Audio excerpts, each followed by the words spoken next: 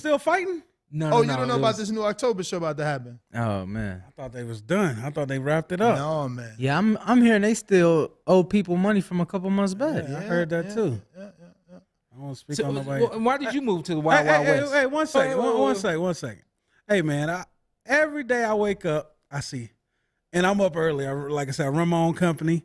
I see the boxing voice. It's BS, ain't it? I see the boxing voice. BS, ain't it? No, you know me, I'm competitive. It's BS. but I know I got a kid, man. I got an 8-month-old. I got my business I'm running. So I want to be the best at everything I do. Mm-hmm. Hey, man, y'all working everybody. Ain't nobody touching you when it come to this boxing shit.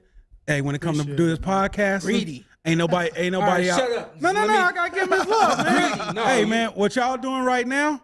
Hey, salute, man. Appreciate it. Because that's hard work. You know, people don't say they do it, but I mean, it's a grind. I'm like, I know these fools is not up at 6 in the morning. Nah, we up at 4. We up at 4. But the show start at 6? Show start at 6. Oh, but y'all prepping. Yeah, we got to. What time y'all going to sleep night before? This is Vegas. Oh, no, I'm out early, man. My wife loves me. I'm in the bed by 8, 9. Okay. 8 or 9.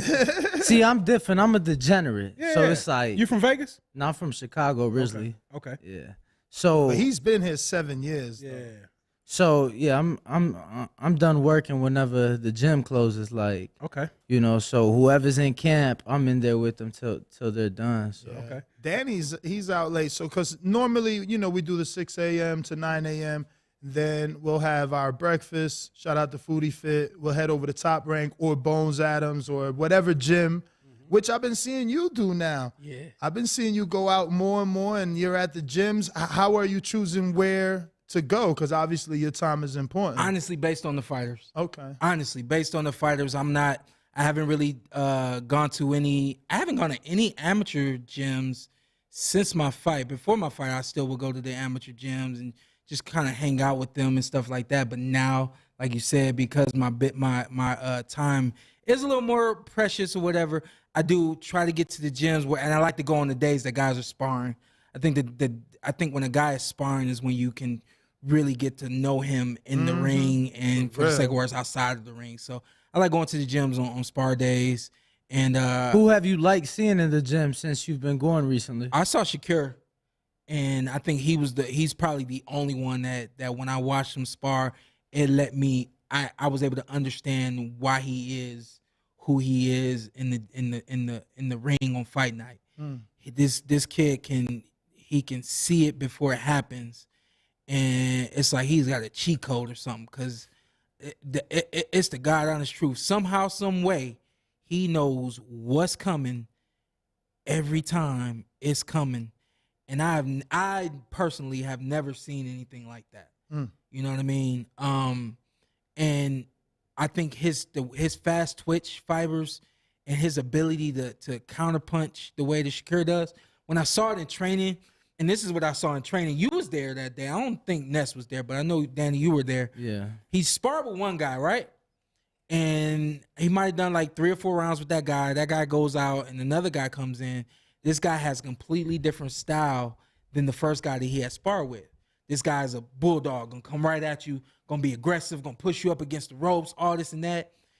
The bell rings, and somehow, some way, Shakur comes to the middle of the ring. And with all this kind of fight and extra movement that this guy got, Shakur is still calm. He's still slipping and rolling, throwing 1 punch, 2 punch, countering, and completely manipulated this dude into changing his style and fighting in the center of the ring instead of going at Shakur and pushing him up. And everything that I knew this kid was capable of, I said, well, you're going to be great. You're already great, but there's just some things you have to do, have to go through in order for everybody to say you're great. But the kid is just unbelievable. And I have not had a chance to see Keyshawn Davis spar yet. I'm gonna kick his ass. Really? He was out here. I came to the gym one day and he changed the time. It didn't tell me. I was at the gym for like a whole hour waiting on him. Then I went to the gym another time. I went to Top Rank again. And was there for about 30 minutes. And I told Carson was with me. I said, yo, let's roll. He ain't coming. And Carson said, yo, it's only been 30 minutes. SP, just cool out. So then I get a text message from him that says, hey, champ, I forgot to tell you we over at the gym on Badura today. And I was like, yeah, Carson, we out. So So I still Damn. haven't had a chance to watch him spar, but I really look forward to seeing him spar. Yeah, it was busy though at Top Rank, so they weren't sure where they were gonna be some days because we were trying to get with them too. Mm-hmm. But he's special. Yeah. He's really good. I'm talking about man. Davis, right? Keyshawn Davis, Yeah. yes. Yeah. Yeah, he's really good, man. I never been in an entire camp with you, so I could only assume how hard you have to work to be you, but I want to ask how much of that is genetics, and then being in these camps, watching these other fighters fight, Yeah. if it's not genetics, are you disappointed in how much they're not working? My dad ignored my genetics. He pushed me. He pushed me like I didn't come from him. Like he didn't know the things that I was capable of doing. But I think that was his way of making me understand that I had to work no matter what. No matter what you got, you got to work. You know, and I don't think that these guys really sharpen their genetics and really get it popping and sparking at peak level. There's some guys out there that do, but I think that the separation between the guys who work extremely hard, beginning the camp to end of the camp, and Who's really working, champ? You've been in the gyms. I'm in all the gyms. I know who works. You in then all tell the me. gyms out here.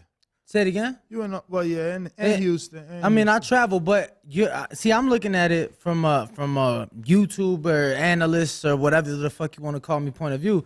You a former world champ. I wanna know who have you seen that works? Because maybe I think a guy's working and you think he bullshitting. Yeah, I'll give you an example, and I picked up on this a little late, but I picked up on it maybe halfway through my career, maybe a little more than halfway through my career.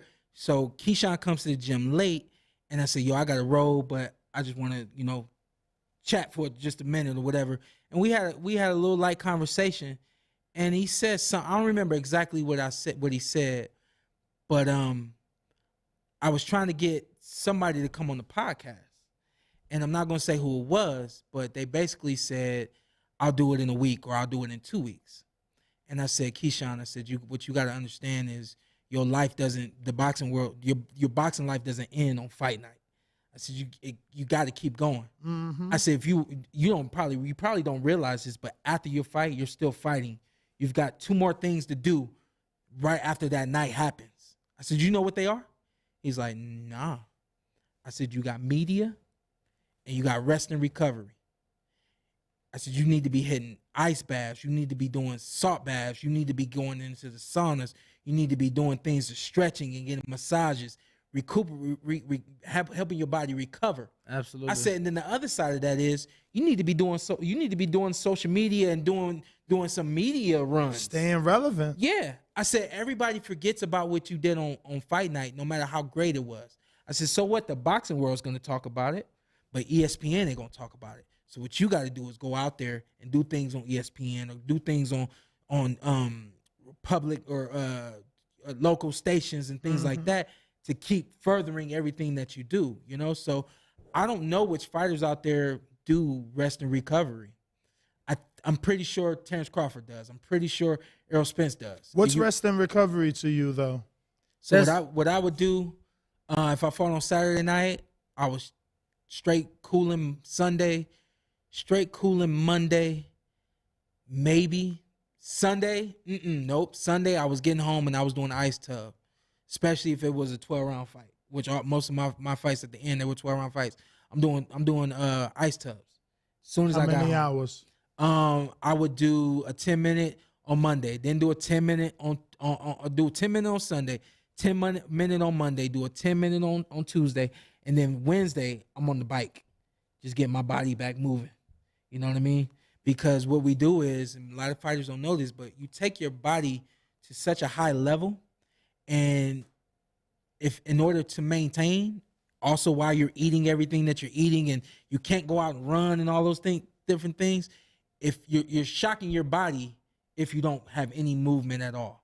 You're shocking your body and you're making your body think that, oh, I gotta be in chill mode. I have to sit, I have to recover. So what you do is you just, like I would do, is bike, you can walk, you can do whatever you want to do, jump rope. Some guys like to shadow box.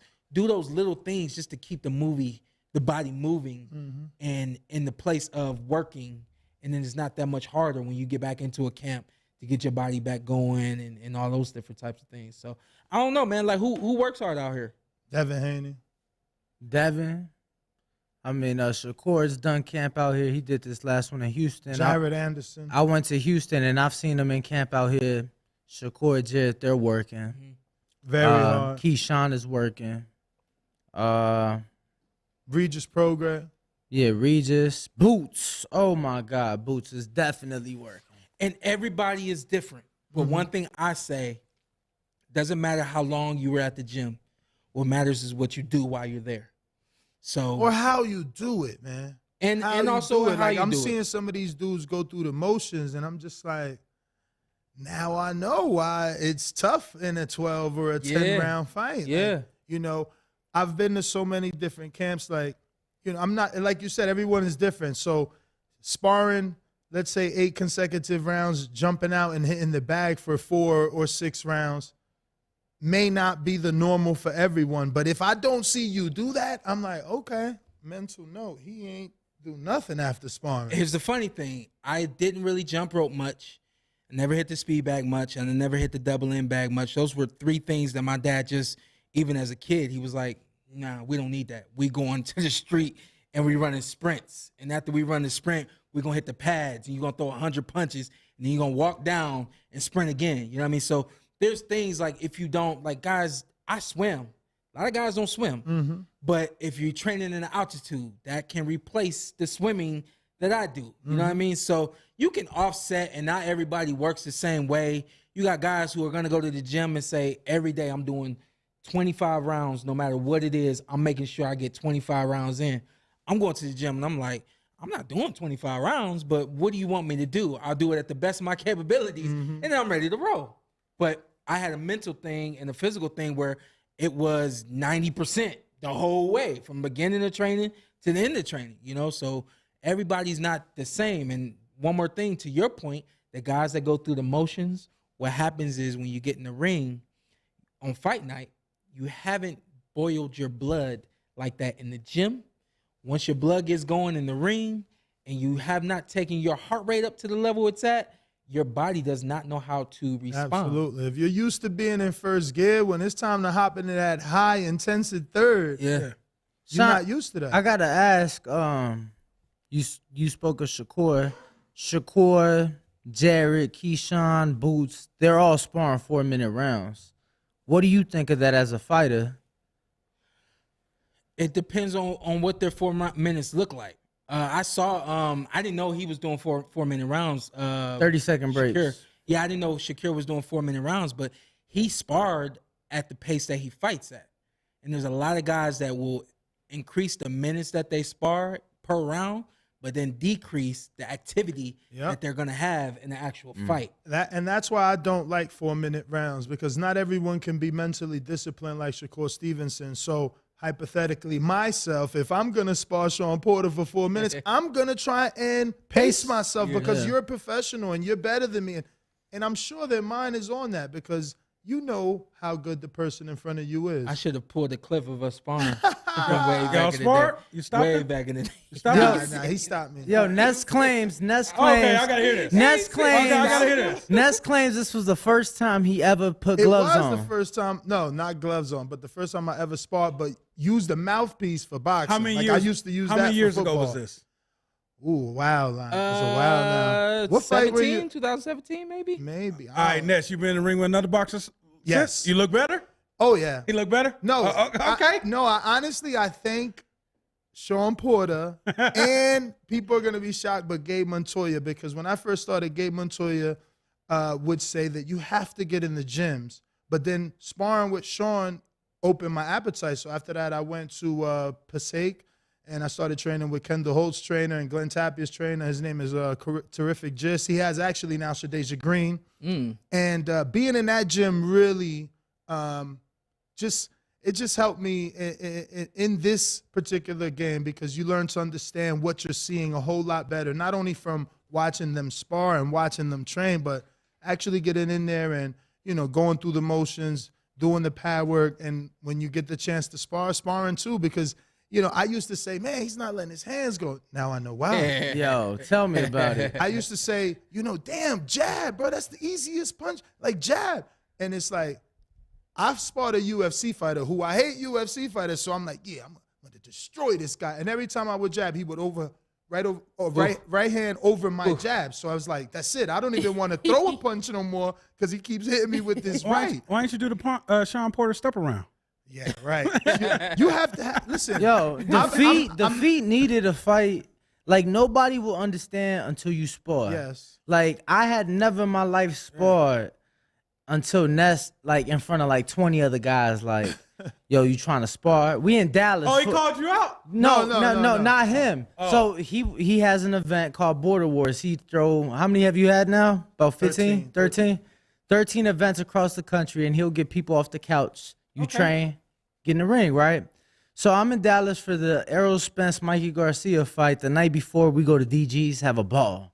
We throwing money in there. We have a ball. I wasn't fighting. I ain't tripping, right? so I had a little cup of apple juice or two at the time, and the next morning I'm helping Ness set up, and I'm recovering from too much apple juice. Yeah, I got you. And I'm literally drinking a Dunkin' Donuts Dunkin' Donuts coffee, smoking a Black and Mild. You're like, yo, you trying to fight this guy? Never in my life have I sparred. Who did that, Ness? Yeah. I'm like, who? I didn't know the wild night he had because I was resting. Yeah, because he had to. I don't go out like that. I know he ain't talking to me. Yeah, I'm like, who? He was like, yeah, this guy ain't show up. That guy, you about he his weight. Telling this story, by the way. I do. Was he loud like that? He was loud? I mean, it was just a crowd of people but he was outside. Still like, he wasn't like, he didn't pull you to the side? Nah, he didn't pull me to the side. Come on, Ness. No, look. Dirty. I know that, listen, this man served 2 tours in Afghan. I knew he was ready. At that point, it was only one. At that point, it was only and one. He was sparring in Afghan. No, that was after that. That was the second time. That opened the appetite. Yeah, that opened the appetite. But look, he pointed him out. I'm like, yeah, easy work. I ain't gonna lie. No, Sean, I promise you this is what I'm thinking. So they like, all right, let's get you on the pads. I ain't got no gloves, no wraps, no headgear, no mouthpiece, no cup, no shoes. I ain't got nothing. Yeah. Right. So everything somebody had like a new mouthpiece. Didn't even get to boil it. It's just in there. I just bit down. You know what I mean? Yo, after the fight, let me tell you, I gave the guy 3 standing 8s. Right. Oh, so this was one of the border wars? Yes. What do you call it? Border wars? Yes. Oh, I thought it was just a sparring. No. This was a border wars. He said fight. Yeah. Now, I didn't think it was a real fight. I mean, it's headgear, so it's sparring. It's sparring. Yeah. But let me tell you, after the fight, you would have thought I got my ass. I'm throwing up all type. It was a unanimous decision victory for me. Yeah. After, I was like, yo, the legs is crazy. His brother's in the chat like, come get the other half if it's easy work then. Where he at? Superman's right there. He in our chat. He in our chat. We live on both channels. They won't catch you slipping like that again, I'm Danny. going to be honest with you. I've lost too much weight. I mean, I'll run it back with his brother because Matt's lost some weight, right? Hold up. Oh, you know these people? I mean, now I do because I've stepped in the ring with him. Okay, Hold up. You said you lost too much weight. Oh, yeah. Yeah, because I know you lost weight, but what that got to do is the kid. Well, no, because he the used brother to be a heavyweight. Right, the brother came and he talking about if it's easy work, let's run it. But the brother's a super heavyweight. The brother's a super heavyweight. Hey, you know how I feel about getting in the ring with some heavies. You know how I feel about it. Nah, you can't. Nah, he can't be fighting you. Somebody text and ask, yo, how many of the heavyweights out there you think you could beat? Hey, Ness, Wildin'. He said some crazy name. I ain't What gonna put name? names. Let me hear some names. No. Let me hear some names. No names. You didn't say no names? What I said was most of them. And I said he'll get his ass stopped. That's what I said. He'll get over there and get his ass stopped. Who will get stopped? Hold on. Sean Porter will get stopped. Somebody text Anybody me in the top 10. and asked like, how many of the top 10? That's gonna be tough, man. Top 10. Look at this. Look at this. Let me see what the top 10 look like. Hey, Bro, Ness, he beat Usyk, man. Come on, I don't give a damn disrespect about Sean. Sean, He didn't beat But Usyk. that was at middleweight. And let me at ask 165. this, and I'm gonna just go on because I always say Like, you I'm literally not gonna have to coming be back. that slippery cat all night with a pit bull. No, hold on. Don't say that, never been there Sean. before. Don't say that. Don't say that. Did you see Well, Floyd last night? Technically, Yeah, I saw. Did you? Come on. Wait. You wouldn't come back Ness got for some an bullshit. exhibition? technically, Sean, I ain't going front.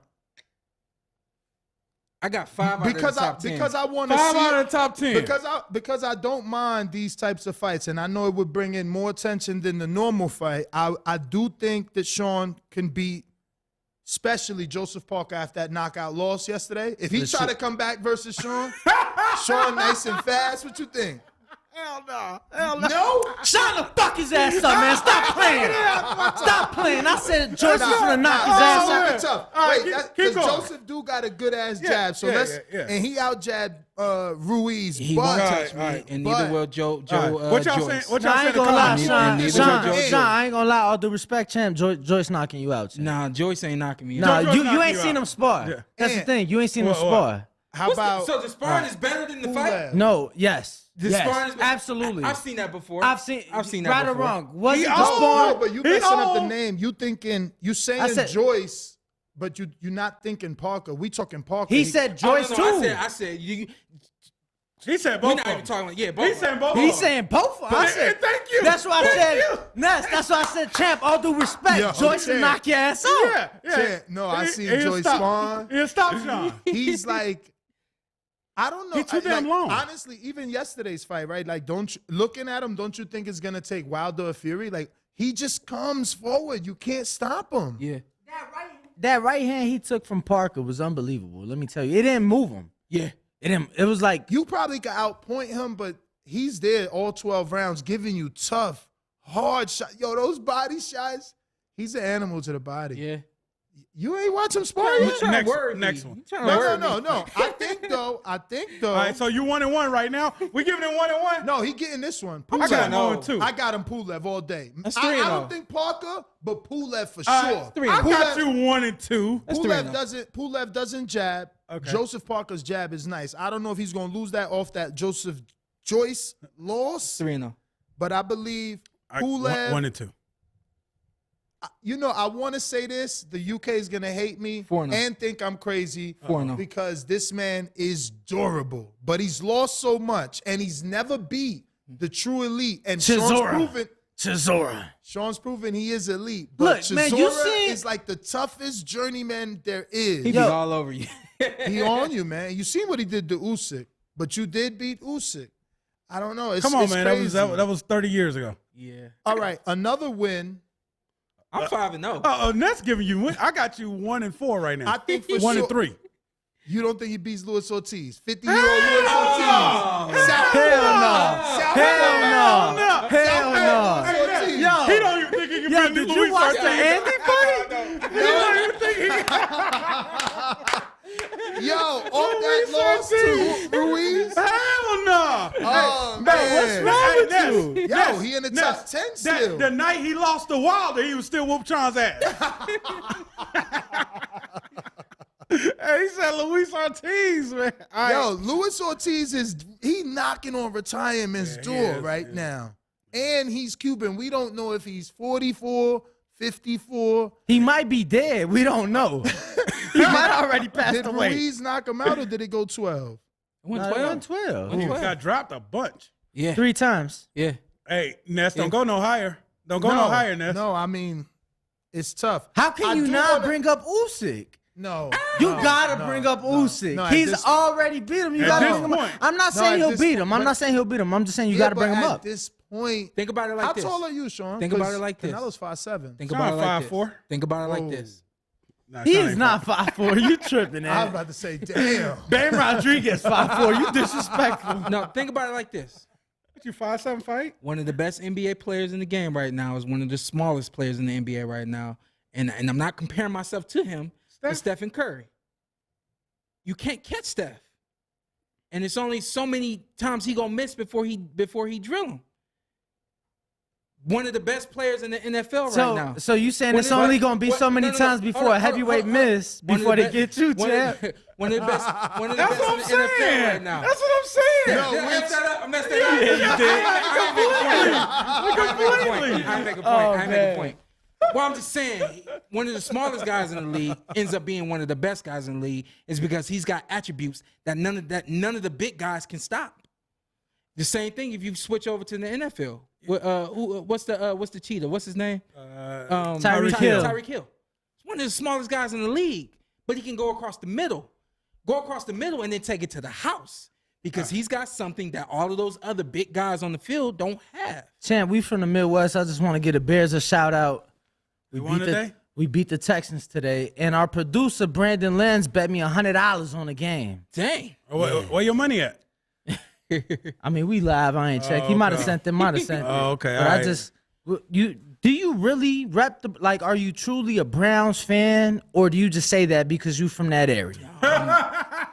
Here's the funny thing is this is for the first time in my life I can remember being like just in love with the Browns since I was in middle school.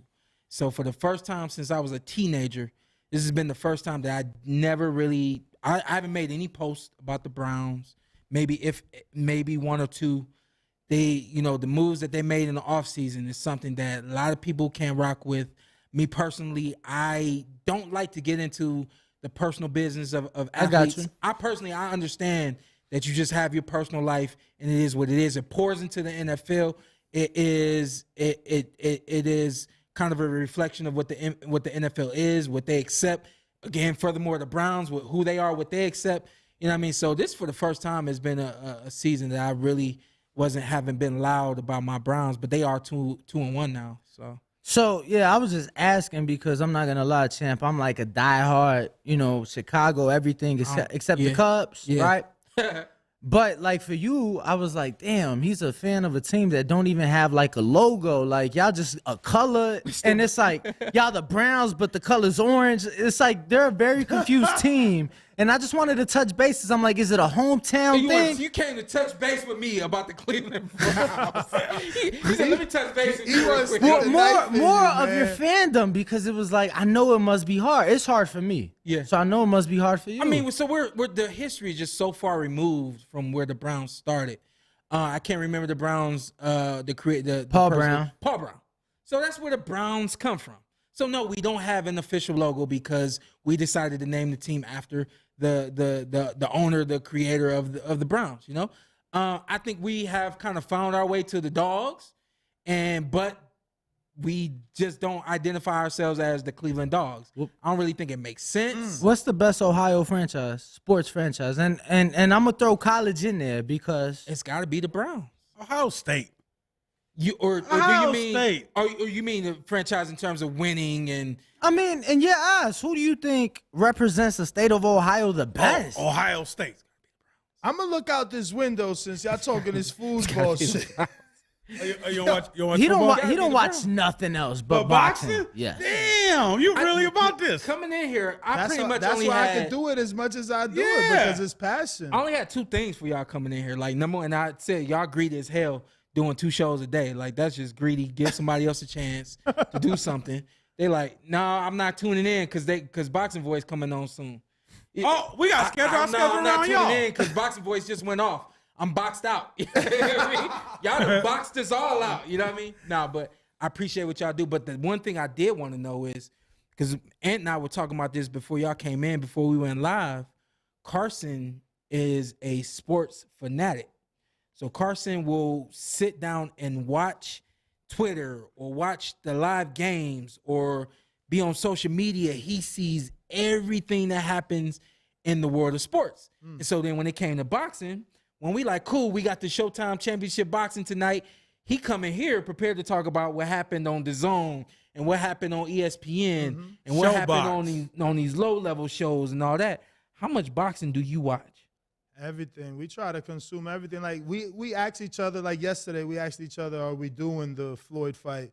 Because outside of that, we did the entire ESPN cards because we're attached to. Like, I'm going to see Bruce Shu Carrington spar, and Keyshawn is training in our facility. So it's like, how do I not sit there and watch their live fight or go to their fight? So it's like we watch it all, man. Plus, I know you and your dad are religious, but I gamble.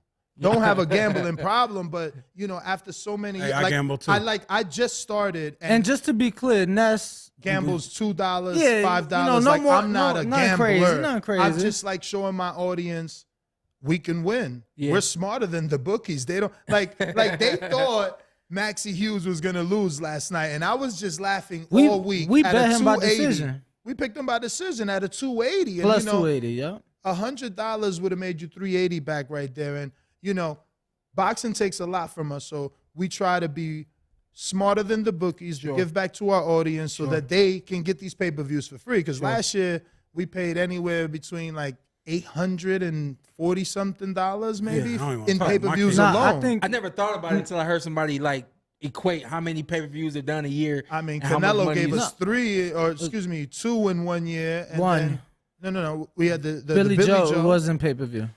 You better check that. I'm 1,000% sure. I'll bet you that 100 I just won from Brandon. I'm 1,000. That's all right. That's all right. 1,000% But speaking of Brandon, he did have a question which I've never heard. He says, let's say you can open a Hall of Fame for journeymen. Dang. You get to induct 3 guys. Who are your votes? Only one that came to mind was the Drunken Master. Emmanuel Augustus. You got 2 more votes. First one that came to mind. Journeyman. Oh, you got to put Gabe Rosado in there. Wait. So, as a fighter, they won't find it as disrespect. So, does a journeyman that's the guy that couldn't win a world title? Because if you won a world title, you're a former champion, no matter how bad you drop. I don't even know. Like, to me, a journeyman is just somebody who got in the ring and fought everybody, win, lose, or draw, but has been in the ring with everybody, has put on like just exciting performances. Whether he won or lost, you wanted to see him win. Which is why Gabe just came to mind. Chris Arreola? You wanted to see him fight. Chris Arreola? Yeah, Chris Arreola I would say, always gave the fans good since fights. you put it that way, see, because, you know, journeyman, for me, I didn't think of it that way. I thought of it just like, you know, those fighters that they're here. They're like a chop.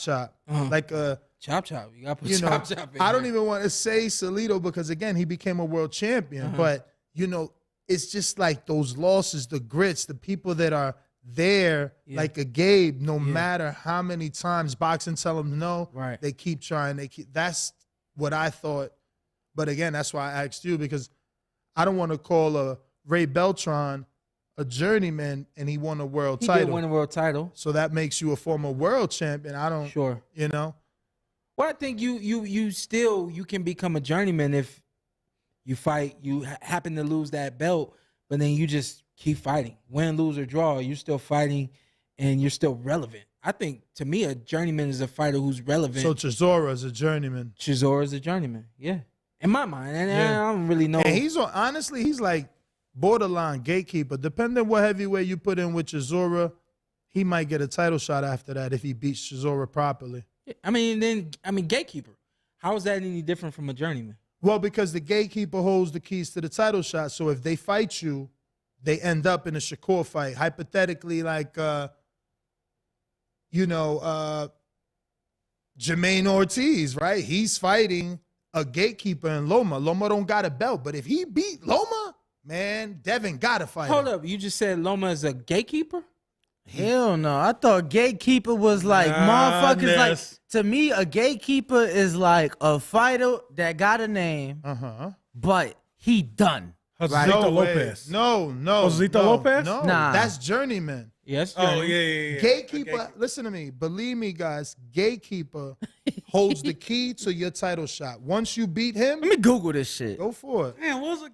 Once you beat that gatekeeper, you get a title shot. Think about it. Has Boots fought a gatekeeper yet? Luis Ortiz. Luis Ortiz? Absolutely. And why you think they talking Wilder versus Ruiz for the belt? Yeah. I'm telling you. No. Luis, All right. you don't think No. Luis In that specific situation, it's a thing of that's the next biggest fight for PBC in the heavyweight division. All right. What about this? If Johnny Rice comes and fights Luis Ortiz, Johnny Rice beats him. you don't think a title fight is next for Johnny? No. What? Come on, man. What? And you mean like in Johnny's immediately next in fight? top 5? is I against mean, Luis Ortiz in his next fight? if Johnny Rice fights All right, Luis Ortiz next, all right, hold on, Ness. Then he got one. I got it. This is coming from from Wikipedia, so you know the shit's legit. yeah, you mean I any hate human? it, by the way. No, Huh? Wikipedia. I hate it. No, Wikipedia I only hate how means people any talk about human us. can Or, change can I that. say us anymore? Talk about So fighters. it says in boxing, a gatekeeper is a skillful and a well-regarded fighter, but one who does not have the popularity or brilliance of a title contender. They are considered to be a cut above most journeymen. Which is right, but I don't like the terminology. He's not a dude not good enough. because again, a gatekeeper, you know, he could become a world champion. He could have been a former world champion, but he holds that. Like if right now Keith Thurman's a gatekeeper, that's why he's telling you in the media, I'm not. And that's why Boots wants to fight him, because after Boots beats Keith, there's no backward step. You don't fight Virgil. You fight Crawford or Earl for the belt, or you fight for a vacant belt. That's a gatekeeper. All right. Obviously, Keith somebody in the doesn't wanna be comments that. said this one. Former world champ, Bam Bam Rios. Brandon Bam Bam. You mean into the Journeyman Hall of Fame? Absolutely. I love Rios. His biggest knock was the weight, man. If he could have been at 135 his entire career, maybe him and Broner would have had a trilogy. Sean, so what was the second thing you had? You said the first one is what boxing do we watch? And that's kind of answered, and I think I'm probably alongside there with him. I think you might watch more than me little because you bit. have a lot of. He has a lot of friends, and you know you watch all their. You watch all of them, bro. Yeah. So what is it though that like keeps you watching? I just like. No, and here, let me do it. No offense to Amanda Serrano, but after about 4 rounds, I knew what the fight was going to look like, and I knew she wasn't going to knock the girl out. I was like, which is crazy because that little girl that she was fighting was skinny. I'm like, where they find her? They, and I'm not saying like, you know, she was supposed to get that knockout. She was there for the knockout. She was there to be. That was a twig in front of her. She was meant to be knocked out. Somehow that lady said, I'm not going down tonight. Yeah. She put all her money on lasting the 12. So I can't. So I'm like, I can't. Like, can't for example, right now, that's a fight that because the Joe Joyce card was on, that we didn't get to watch. And I'm gonna be honest with you, I'm not going back to watch that fight. Sure. I'm not. But like last night, I watched the entire like Floyd card. You know, I watched his bodyguard Serrano? I watched his bodyguard get knocked out. That was crazy. That was funny though. One of his bodyguards fought? No, Yes, and it was the dude with Jizzy. the ponytail. Yeah, I know you're talking about. Because he Yeah. always talking crap. Like how you always big mouthing, you always like in something. And supposedly he's like a former fighter or something. Bruh, they slept him. So he I got got something to gas, say you could about this tell. fight right here. This is Amanda Look how Serrano. skinny she Ooh, is. took a nice left hook there. And what the- But so what? Hey, let's show it one more time. So, and this is what I had to say about this fight. There are matches that fighters need to have that are going to get us ready for the fights that we're going to have. This fight right here does not get Amanda Serrano ready for a rematch with Katie Taylor. Katie Taylor is going to throw, turn. Amanda Serrano is going to keep walking. That stalker mentality that she has is great. It leads for entertainment, but I don't think Amanda Serrano gets in the ring with women that can exploit her the greatness that she has.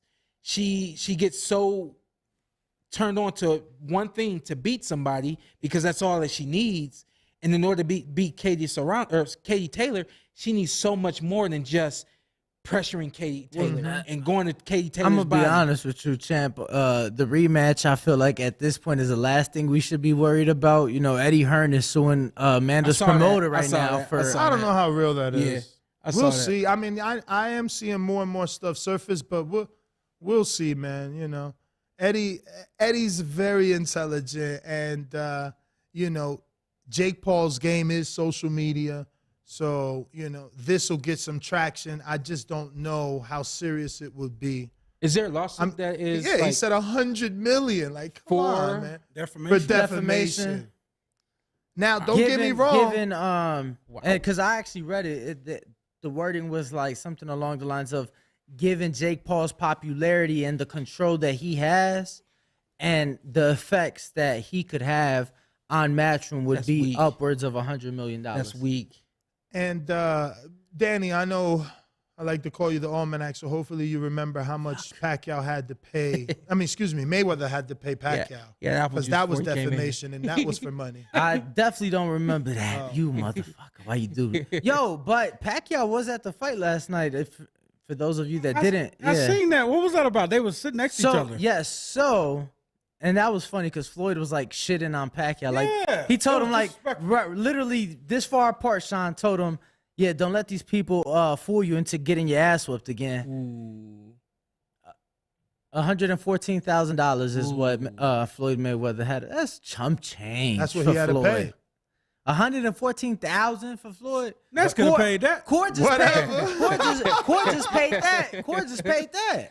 You know what I'm saying? In weight fees, Right. right? Court just paid that in weight fees. So that wasn't nothing for Floyd, man. $114,000. Sean, I got another one here, but it's they're wrong. We're not on. He's not on our show. We're on his show.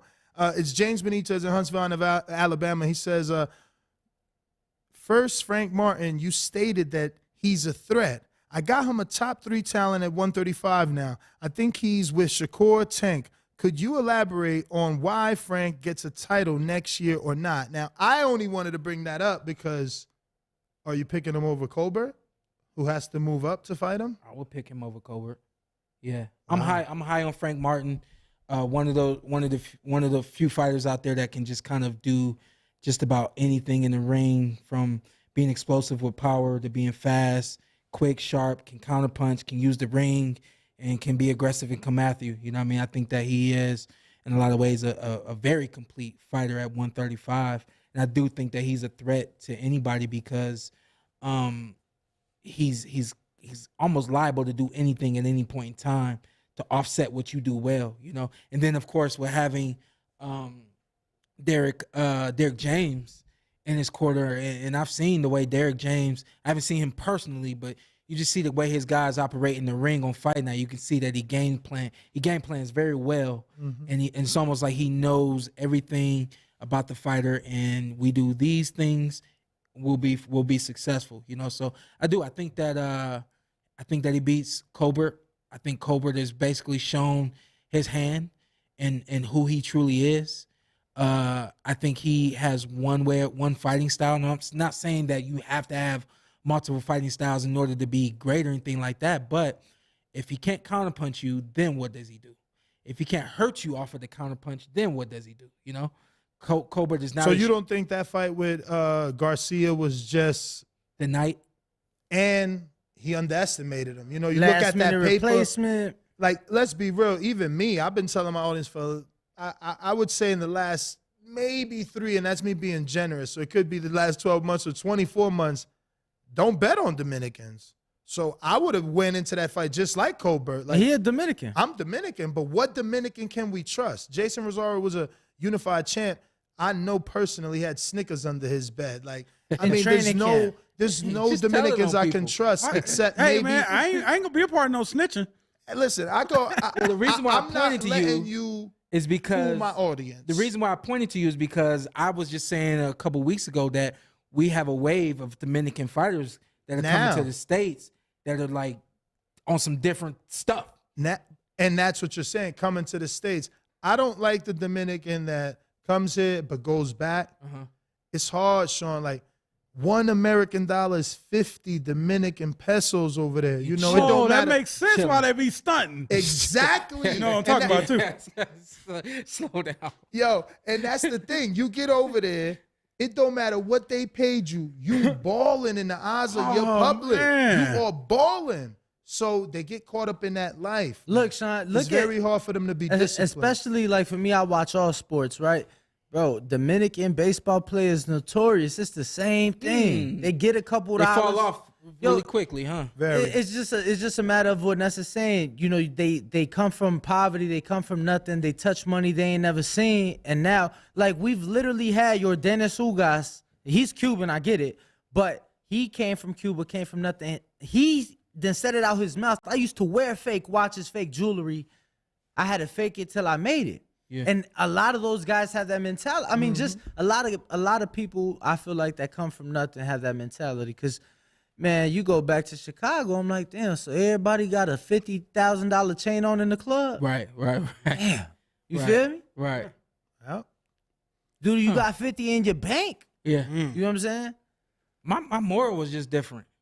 Cause I came from little to nothing, you know what I mean? I had more than others, you know what I mean? I didn't go without, but I definitely watched TV. I definitely went to school with other kids and was like, them Jordans is cool, you know what I mean? I had to teach myself to dislike Jordans just so that I wouldn't feel bad about not having them. Word. That's Now you rocking AIs on TV, champ.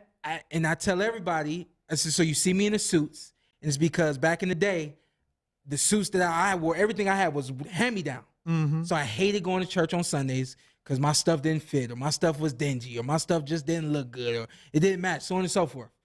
No offense to my parents, like they did the best they could, but I just wasn't funky, fly, fresh all the time. Definitely not like some of the people I seen at school, right? So then you fast forward to like Jordans and AIs and all that kind of stuff. Couldn't afford it. That money's going somewhere else. We're not about to buy you shoes. Yeah. I'm gonna wear $120 or be able to do XYZ for the next XYZ months. You know what I mean? So I couldn't afford it. So when I got older, I had an attraction to suits because it was like this was something that I could not do that looked really good, or I couldn't look good when I was young. And I was like, well, if I like being different and I don't want to wear the same stuff that everybody else wears because I couldn't do it back in the day, I'm going to wear things that nobody else wears and make it look good. So that's why I got into the suits, right? Then you fast forward, I get some change.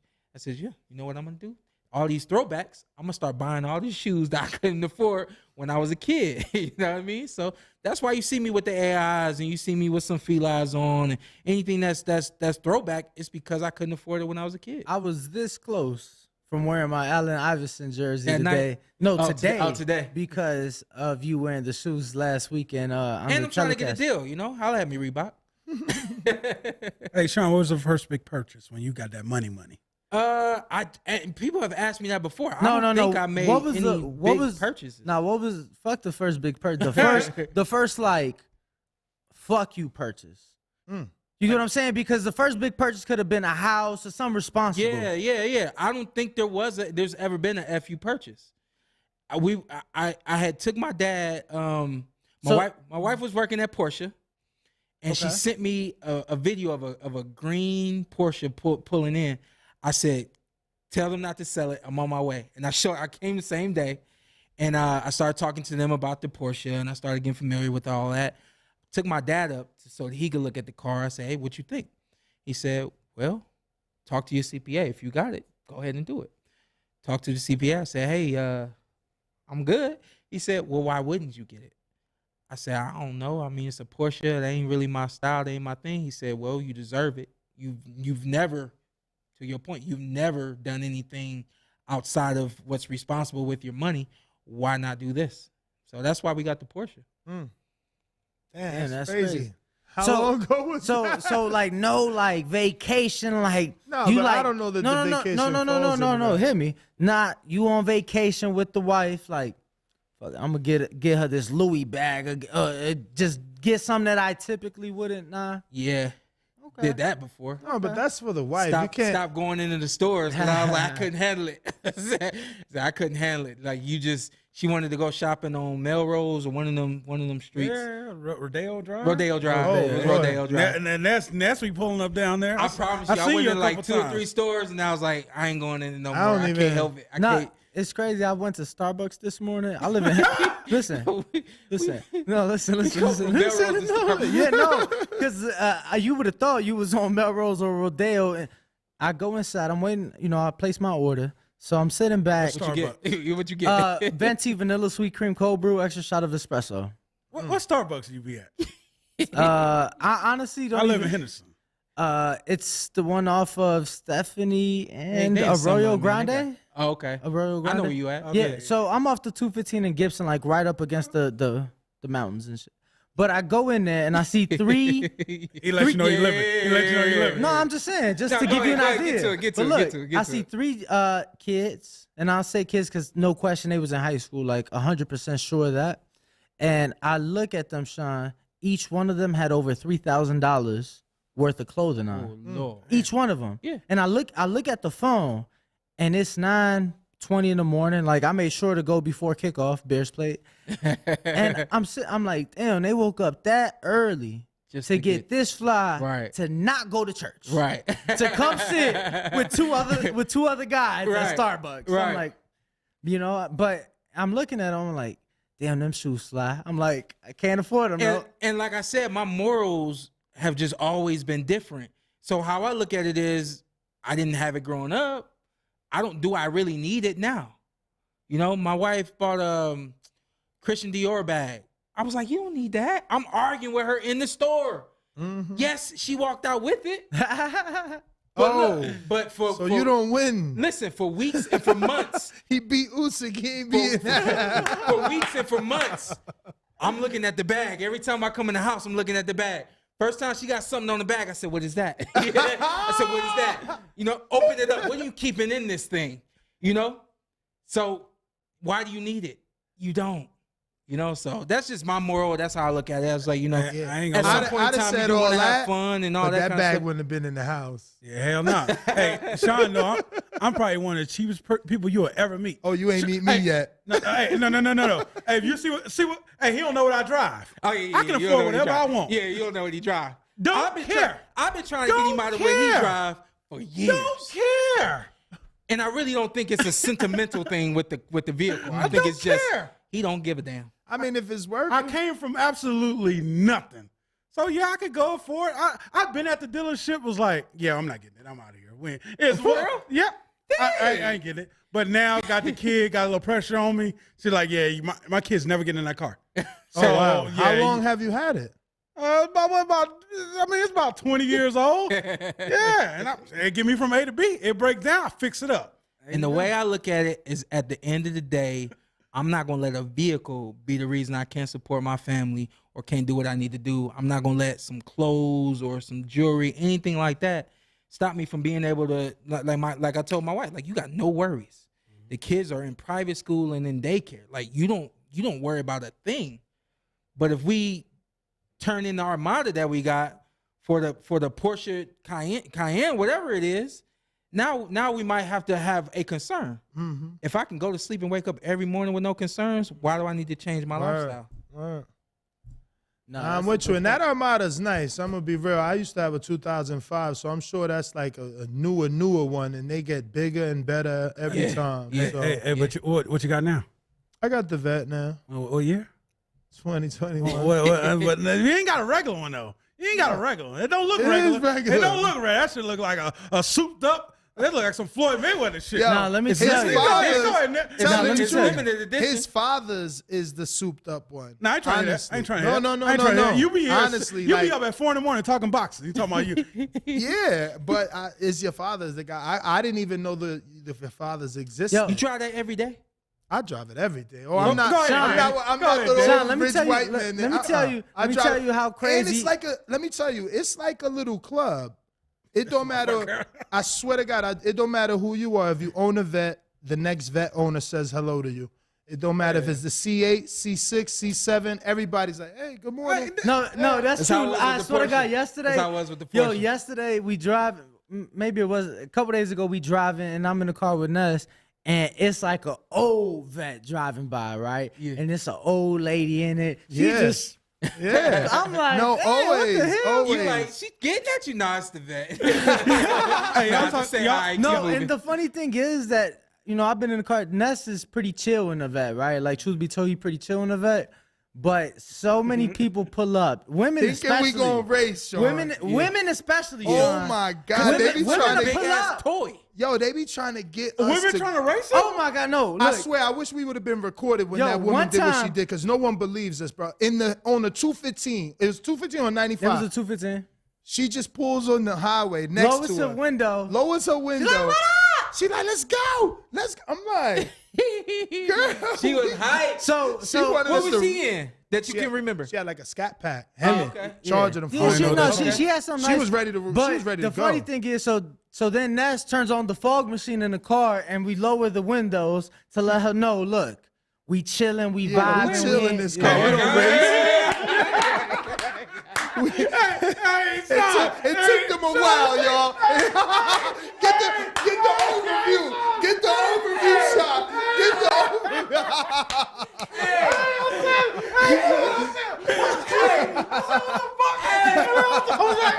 Okay, I got it. Hey, I'm over here like I gotta get that button. No, I don't. I'm like, I Sean, understand my car old, but when they even talking Sean, I just know we on your platform as Hey, well. I'm no, like, no, I appreciate you, man. Because you hit me with a couple of them now. They've been But doing then it. she didn't give a damn? No, she took off. She took off. She took off. She took off. But I promise Wow. you, so like Oh, man. being moderate and just the times I'm in the car with Ness, I would say at least twice a month somebody tries to race. At least twice a month. But and I would tell you this. You said you can afford it and you just don't want to, right? I think it was what interview did we have? Was it Michael Sartain? He changed my way of thinking. Yes. He said, you know, what it is not that you need to save money. What it is that you just need to make more money. Yeah, but not outside of that. Also, it's like he explained to me the difference between me and other people that I didn't even see, you know? So, yeah, I tell you I could do 2 shows a day. And, yeah, I tell you I'm passionate about doing it 7 days a week, but my life is not everyone else's. I get up and get in that car. I drove here in that car, you know, so I start my day happy. You know, I'm not saying that a car is going to bring you happiness, but for me, waking up, starting that motherfucker in the garage, and, you know, it make me happy. Then I get to my new studio, and I'm even happier. Then I drive to the win, and now I'm happier. So it's like, it's about happiness, man. And don't get me wrong, that's like it's one of those things. Like I'm the baby out of 7. It's nice to be able, like I know somebody needs something, I got you. I got you. Like mom's wants for nothing. Dad's gone, but mom wants for nothing. I know my kid, my lady, my lady got her own job, and you know it frustrates me sometimes because I mean I'm like, hey, where your money going? I feel like you're just stunting, getting the Dior bags, like. But I'm all about saving. Wait, this turning untitled. Hold up, how long you been with your lady? 7 years, And y'all don't. I'm on my phone. Oh, so wait, so 7 years and y'all don't split? Like you just holding it down and she get to do what she want with all of it? Hey, you don't get me in trouble. I mean, I'm like, oh Lord, she's listening. Nah, we can leave it Yo, alone. Then champ. I ain't trying to get nobody in yeah, trouble. it's like a 7-30 split, 70-30 split. Yeah, I'm splitting. Anybody, I'm splitting. Don't date me because we split over here, okay? I'll pay for everything. Sean, you said it was I the don't 2 do that now. things. What was the second thing? No. I said the first thing Right? that What y'all was- greedy and y'all need to let other people do some Okay. things. And then the other thing was just I wanted to know how much boxing y'all watch and you know, again, like I can only digest so much boxing, especially if it's repetitive. I like to if I'm gonna watch a fight, if it gets repetitive, I turn it off. And because I just know how it's gonna go. And I mean, obviously there are some fighters where it's like you just can't turn it off because you know at any point something's gonna land and it's gonna change the complexion of the fight. But 99 times out of 10, it's just not that case, you know. See, That's why I think- put a little bit of money on it. See, like a Keep you invested a $2 little bit, huh? a $2 parlay. Let's say you pick all your favorites. Now you're invested a little bit more, and you want that person to I'm win gonna a be little honest bit with more. you, champ. Yesterday we saw the Terry Harper and Hannah Rankin fight. Yeah. No way in hell we would have been as invested had we not, if we didn't have money on the No, line. we probably wouldn't have even watched it live. Called that action. That was the live. ESPN Plus, right? The Zone. The Zone, No, no, ESPN Plus. Yeah, You're it right. was ESPN Okay. Plus. Yeah. There's no way we would have called I that was in and out fight. with them fights. I just no disrespect to them, but yeah. No, and see, And in theory, it's- that was a good fight. You know, Terry Harper was moving up after a knockout to Bumgarner, moving up 2-3 divisions. 2 divisions. Hannah Rankin Was coming an off, IBO champion. coming off a knockout, a vicious knockout where the young lady was in a coma for a couple. So she coming off a big knockout victory. The other girl coming off a big knockout loss. Right. And Rankin moving up has to- all the experience. She's been in there with Clarissa. She's been in there with Marshall. So, I was wishfully hoping she would do better. I thought I had another upset because I knew Maxie was going to win. So I figured Rankin is going to – this girl's moving up. But Terry was so much faster. Yeah. So much She was faster. She sharp was and in and more- out. Good movement. But needless to say, we probably, might have not have watched it had a few dollars not been on the yeah, line. it just makes it a little bit more interesting. Keeps you at least invested. Where's Not Sean? telling you to gamble, man. Busy. Okay. Yeah. I texted him coming up here and I didn't hear back from him until I got into the studio. So we kind of like week to week now. If he's got time and all that kind of stuff, he comes in. But it's been a couple I'll weeks take since that, he's been out. that spot if y'all need I mean, a third. it looked like. I mean, I need a shit, I don't know. third. We pretty comfortable right here. I did. He always slides slick shit in. Nah, I was hoping he was here because I took his spot With me. with Ness. Oh, okay. So- yeah. Oh So- yeah, cause yeah. So that was, and I really just thought that would have been so cool to Oh, yeah, for sure. have Full you, circle. you know, For sure. you know, Sean and myself both. You know, Ness made a lot happen for us. So you know, and I was just talking to your father. I remember before I was even media, they're opening the doors to the gym. I was just a fan that would come to all the events and shit, and now we here. So Yeah, man. appreciate you, champ. And I do love those shoes. I ain't gonna lie. Those clean. I don't have. Yeah, Let me those clean. just touch back because my audience is dogging me here. So I just want to be clear and say that there were good Dominican fighters like Joan Guzman, but his name is tainted. He's missed historically 3 or 4 big weights.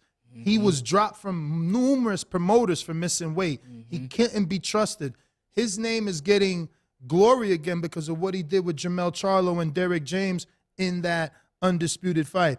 Outside of that, Jason Rosario, again, unified champ, but notoriously known for, you know, I mean, his look camp at habits, and he got knocked out by a jab. Javier Fortuna Missing weight. shouldn't be a 40-pounder. He's a 40-pounder because he can't make weight. Right. Like, Right. You know, so, you know, Michelle Rivera, Hector Garcia, Alberto Puello, these are the new crop. These are the guys that we will give an opportunity to change our opinion over Dominican boxing. And shout out to that young lady, Sean Boxing from the Dominican Republic.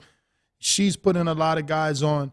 But, you know, there is a perception of Dominican boxing, and, you know, hopefully these guys can change it. But, you know, I can't be faulted for telling you the truth. Like, Sean, I'm curious. You guys might have talked about it before we came in, but who impressed you the most Friday night on that Top Rank card? Outside of the main event. it got to be Shushu. Yeah, we for can me. talk about it a little bit. Go ahead, Sean. Well, I mean, yeah. Let's start with Shushu. yeah. Let's go ahead with Bruce Carrington. Who wants to start it off? No, I mean, Did you watch the fights, right? Yes, you watched, yes. you No, watched Bruce. to me, I would. And to me, it looked better. Like, yes, again, I love to see you look like a Boots on the inside, but when he was here and pivoting, and that's what I like. Yeah. The art. Yeah. I don't know, but I like boxers. You and Carson like this. He like Okay. Carson's like he don't like Sean Porter style. I think a lot of guys. I actually love Porter. I've been asking other it professional again. fighters, would we ever see another Porter? I don't think we'll ever see another Porter style. I'm hope your father can, you know, do that with someone else, but I don't. he got 2 kids. Hopefully, I would. You know, your dad said he put you in and your brother in the gym at 4 and 5. Your son's 4, bro. son's What's 4. up? Give him to your give him to a grandpa, man. Let grandpa have Sundays with him. His son can't survive Kenny Porter. Nice. Whatever. Nah. Nah, he bro, can't. grandpas get mushy, man. When it's Yeah, when I it's know. when it's the when it's the grandson, they get soft, man. I don't even think Ken could be Ken with his grandson. My sons have sparring headgear and gloves. Uh-oh. I bought them about a month ago, give or take. Oh, nice. And Diggy is the 4-year-old. He loves throwing them on. Adonai, and Ant knows this, is the 2-year-old, and we call him Pooh Bear. But he seemed like he gonna be the tank. He seemed like he gonna be the one that's just gonna. He built like Sean Porter. If I say go play football, he gonna go play football. If I say go play basketball, he gonna just kind of do whatever. Shaddai is a little bit more into everything. He's real. His mom is in the art, so he's artsy too, and all that. At the end of the day, I asked him just yesterday, "Are you gonna box?" And he said no. But he said no because that's what mommy and daddy have always told him. You don't. You're not boxing. But to your point of my dad putting me in the gym when I was 4, I said, shoot, let me get this stuff now. If there's something he interested in and want to do, we gonna find out now. Yeah, and they say the younger, the easier it is to learn and absorb. But yeah, that's interesting. Now, would you want to be like your dad was with you and you be the trainer because it's your son and you want to be protective, or do you think you could release that to someone like your father or someone else? The way that my dad did it with me and what my dad got me to understand about why it was always he and we, is what I know and understand. And so I would do the same thing with my son. So you would turn to a trainer. Of course I would. Would you allow my your dad to be a part of that? Of course I would allow my dad to, hey, did you show him this yet? Did you show him that yet? The Porter way, You know? baby. I'm excited because honestly, Yeah. Malik, he doesn't like to hear it, but he is kind of like the Porter way is rubbing off on Malik, but he's small. Yeah. He's not. He doesn't have that backup that you got. And you Yeah. need that genetics, man, to be a Porter. You know. Touch me like that again on the floor. Yo, you seen him? How much he moved? Yo, man, he went. He said, I'll floor you. Hey, man, but that takes you getting back in the ring. Hey, they'll love it. I would love it. But back to Shushu real quick, because I thought Shushu looked great. And then a couple of things that Dre said through the course of the night. He said he's doing things that he should not be doing. And I kind of even coming here, I was like, should I text this to Dre or should I just say it? I'm going to just go ahead and say it. I think that he expressed that incorrectly. I think instead of saying this, he's doing things that he should not be doing, I think he should have been saying something along the lines of he's doing very advanced things that most guys can't do. And that's what he meant. Absolutely. But it kind of stuck out to me that he kept saying he's doing things that he shouldn't be doing. I think that kind of may give somebody. But I think he meant at this level. Yeah, 100%. At this level of the stages of his progression. Yeah. But is that Shushu? He's special. Shushu is very special. He's very committed. And I thought about this again coming in here today.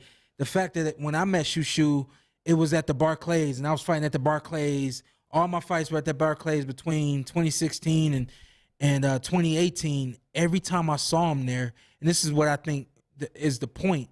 Every time I had a fight in Brooklyn, he was at the weigh-in, he was at the press conference, and then he was, just hanging around. Mm-hmm. And it wasn't like he was just trying to be seen. It wasn't like he was just trying to be a hanger-on. He just was engulfing himself in the sport. Mm-hmm. He was really just taking it all in and really just trying to see it for himself. And I remember doing this at a Floyd fight. He's walking out to the ring and the crowd gets super, super loud. And for some reason, this thought came to my mind. What are you going to do if the crowd is this loud when you have to fight Floyd, is what I was thinking at that point in time. Close my eyes right there in the arena so that I could feel that moment. And I feel like Shushu back in the day, that's what he was doing. He was just trying to feel it. He was trying to live in it, even though he was years away from it. And now that you see he's in it, he's years beyond where we expect him to be, or where we say he should be. And he's just beyond. And the other thing that Dre said is that he feels like he's the furthest along of any of the newcomers right now. And I agree with all of that, And I think that's More than Keyshawn? I I don't think his so. style is just a little different. I think he's a little more disciplined than Keyshawn. they're And I neck think and neck. that's gonna They're go. neck and neck. Discipline, like defensively, or you mean like Discipline physically? in terms of, something that I can see. It looks like Shushu just stays very focused, doesn't get, doesn't waver from whatever is being told to him in the corner, whatever the case may be. And I think that Keyshawn may land a punch, or he may make the guy miss. I'm not saying that there's anything wrong with, you're smiling at another fighter, or you're making any type of antics to get under that fighter's skin, anything like that at all. Nothing like that at all. But maybe he's just a little more free than More Bruce is in the confident, ring. more Confident than Bruce is in the ring. But braggadocious. I guess maybe at this point, He's going to let you know he's whooping your ass. Yeah, that's I his think thing. maybe I just look at it as who's And more you gotta disciplined. understand he's training with Bomac and that team, and Crawford's known to give you a mean stare, stick out his tongue, like that's kind of a. The cool part about that marriage is that's where he comes from, Keyshawn. Like he's the exact same, so he fits into the program flawlessly. Yeah, and we were fortunate to see him close out camp here, and just seeing that marriage with Bomac and with Coach Red and the team, and how very little needs to be said, but so much, is being, It's still being given. still being delivered. I just like that they utilize the time from the beginning to the end. There you go. In the gym? Yeah. I was not a I see talker at the guys gym, come man. and you sit in and they talk, and it takes you about 20 minutes to lace up your boots. Yeah. You know what I mean? Yeah. So I appreciate that. But I was checking. I met Shushu, Chris Colbert, and Richardson Hitchens in 2013 at the Nonito Donaire press conference. And, I just bring that up because you said he's been hanging around, soaking it in. And they've been like that for a while. And it's just amazing that those 3 young men so long ago were amateurs with all these titles in that press conference, but they've all become pros and were able to live out their dream, because when I met them 9 years ago, they were amateurs. Yeah. And, you meet a lot of amateurs. Don't mean you're going to be pro. Don't mean you're going to sign to Al Heyman. Don't mean you're going to sign a Top Rank. Don't mean you're going to make the Olympic team or Exactly. things like that. Both of them guys, Keyshawn and Bruce, both are very ambitious. And it goes so far in this sport where people are always telling you what to do, what not to do, when you can fight, when you can't, who and all that. For you to be ambitious, have goals, and make sure people around you are going to take care of you and make sure that you reach your goals and you reach your potential.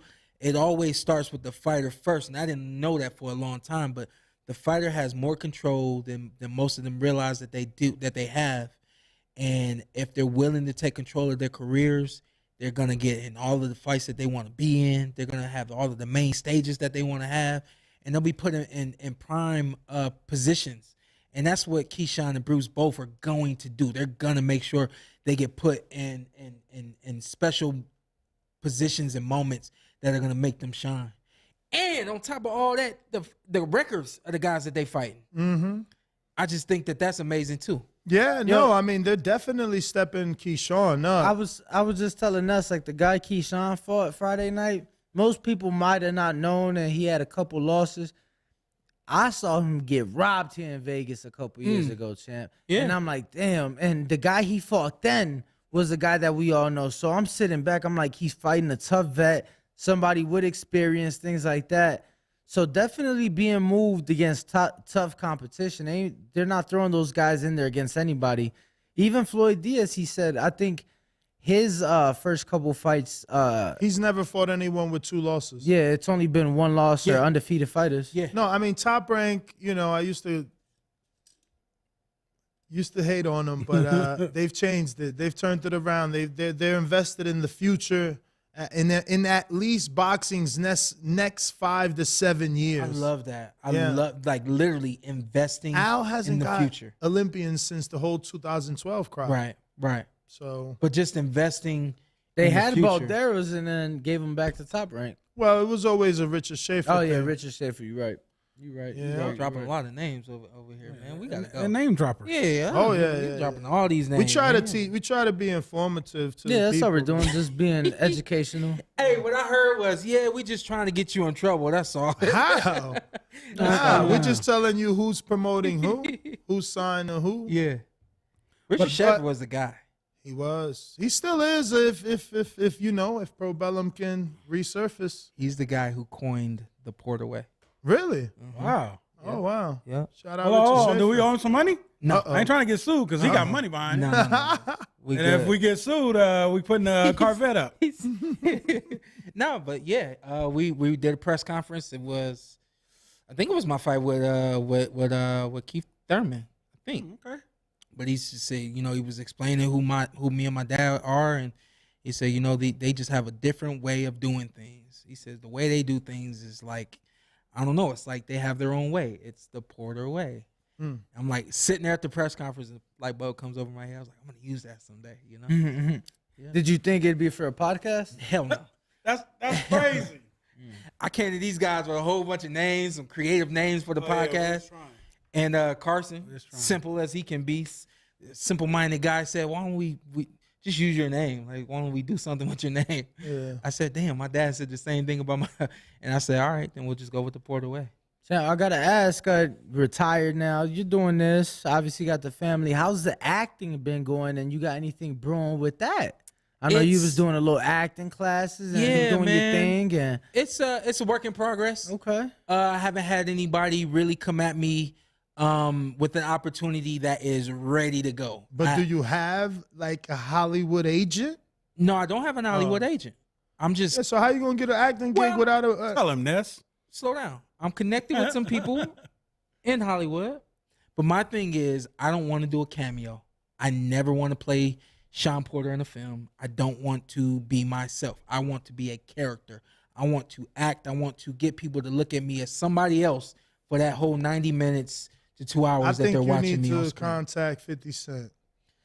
He got a lot going Very on. I'm possible. sure you could get That's on very something, possible. man. So, Yeah, but and no, I have a plan for myself, and the few films that I am connected to right now, just waiting on funding for those films and things like that. So I'm trying to make it work. I can see you being a detective on Power. You look like a snitch. You look Oh, this guy's terrible.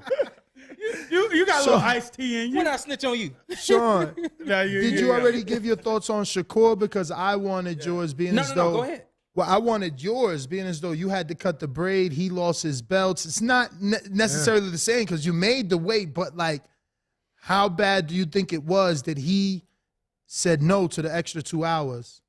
It was 2 hours, Oh yeah, and he had to give up money. yeah. So it's not like you don't know what's coming to you if you don't get off the pound and a half. And he had to give up the belts. 1 pound, 6 7 ounces. 6 ounces, 1 pound, 6 ounces. And so the way I looked at it as, because I've been in this position before with that fight. And I was having a hard time getting weight off. And it started to bother me mentally. It started to bother me emotionally. I was like, my weight ain't moving. Like, this has never happened. Well, what's going on? Am I done with 147, right? So I wake up the morning of the weigh in. My weight wasn't what I needed to be. I'm like, at this point, I'm mentally exhausted. I'm emotionally exhausted. I'm like, man, F it, right? So we go to the scale, already knowing that we're overweight, already knowing that it's going to be 2 hours. But for me, I had checked out. I was like, I'm getting on the scale. I don't know if I'm going to lose this weight. And so between leaving the venue where we did the weigh-in and going to the gym where we went to lose the weight, between that time, I was checked out.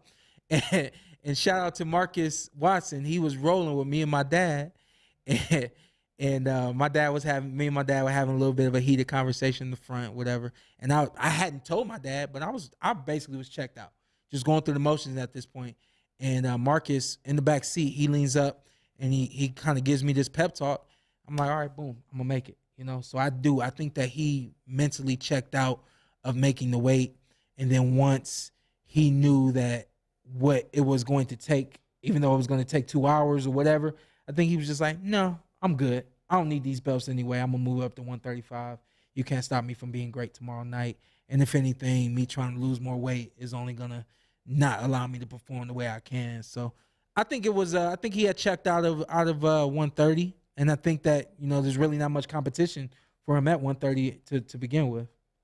I want to say that I feel like that's Top Rank's fault. They didn't give him the motivation needed. He wanted to be undisputed, but there's a few comments from Bob where he's like, it's not worth undisputing with the leftover champions that are there. Basically, I'm paraphrasing, who is it, Uagwa and Cordina? No, it's Joe Cordina and then now Hector. Dominican brethren. Yeah, Hector. So obviously the Hector fight would be tough because it's PBC. Top Rank PBC.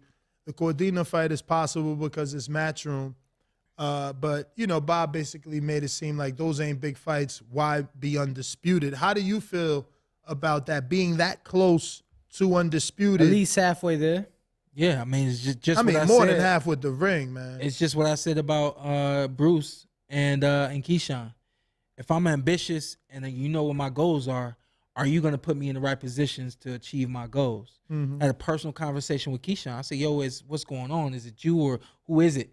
He says, no, man, they know what I want and they give me what I want. But he made told sure us. He made sure that people were in position to do that. He wasn't giving his career and all of that to just anybody, We asked him specifically. I'm sorry to cut you off, but not saying that that's what Shakur did. No, for sure. But I don't think Shakur's got the right person to get that that energy to do what you need to do. We asked Keyshawn specifically because he chose to be with Bomac, and he's seen what happened with Crawford, and he knows that there's a lawsuit, but he feels like he's different than Crawford because he comes with the amateur background. He comes with the silver medalist, so he feels like a silver medal. He feels like Top Rank already knows what they have in them, and with Crawford, they had to find out on the job. He felt that Crawford had to prove himself on the job versus he says, I come with the silver medal. I'm proving we in different situations. Yeah. Because it So was he feel like quite top- interesting given that Terrence Crawford, your main gym mate, if you will, is currently suing the promoter he chose to sign with. I think if you looked at film of Terrence Crawford before you signed him, you say this is going to be a really good lightweight fighter. I don't know if he's going to knock guys out. I don't know if he's going to be exciting, and then he ends up being all of that. Mm-hmm. And I think that to a degree, Keyshawn may be right in the sense that they really maybe underestimated what they had, and then realized that they couldn't move what they had the way he needed to be moved. And so yeah, I think that Keyshawn again, he's much more vocal than Terrence is. I think it's something else that we are seeing today is that, I've been hearing Keyshawn's name before, he turned pro, before the Olympics, before all of that, because he came up with those Shakurs, with those Richardson Hitchens that would talk about, those guys. And now Shakur does it now with little Manny Chance, Emmanuel Chance, and keeps their young guys, and he's like, he the next one, So it's like, and that's they so keep beautiful to see. I know it, Emmanuel. They keep he putting trains at the same gym I told you about in New Jersey. They keep not just putting it in our brains, but in the promoter's brain. Like Keyshawn's like, he's already told me of fighters that he keep telling the promoter about, or that he has told, like told him already. and Shakur had, vouched for Jarrett. Like, that's your next future heavyweight. Yeah. So that's a good reference, to have a Shakur and a Keyshawn. You guys heard about the website that I'm creating or Yes. have already created? You told me a little bit about it. AmateurBoxingChampions.com. And then we're still waiting on some credentials and things like that to come from Apple so that we can have the app finalized. But first opportunity we have now to get with these amateur elite fighters. Top 1 and 2 is what we're going to get to start off, but we want to do top 4 because some of those guys that may not be the Olympian or may not be the alternate may end up being better than the Olympian, So we want to do top 4, but we're going out to interview these guys, have a one-on-one interview, nice background, good setting, and all that kind of stuff. And it'd be just like the stuff you see on the ESPN or you see Showtime, the little exclusives that they do on us before we get in the ring on fight night. These guys are going to tell their stories. They're going to tell us where they come from and how long they've been fighting and what their plans are and why they do this. Everything that you get from us that gets you invested in wanting to see us succeed, I want to give it to everybody when they're amateurs, when they're young. That way, when they are Keyshawn turning pro, you're like, man, this kid, I've been hearing everything about him. I've been seeing highlights. I saw him at the World Championships, this, and so on and so forth. We're going to have all that on that platform. What's got you interested in that? I call it the LeBron James effect. And what the LeBron James effect is, short and sweet, is how was LeBron when you first heard about him? He was about 17, 18. I had when I was 17, I went to Morocco, under 19 World Championships. I had fought against a couple of other countries and had done everything that you could do as an amateur fighter, even just at 17 years old, national tournaments and so on and so forth. What's different between LeBron and Showtime Sean Porter is the platform and the sport. The basketball gives you so much of who's coming, gives you so much of what's going to be great that's next, and boxing does not give you that. Boxing gives you the Olympic Games, and then boxing gives you no more.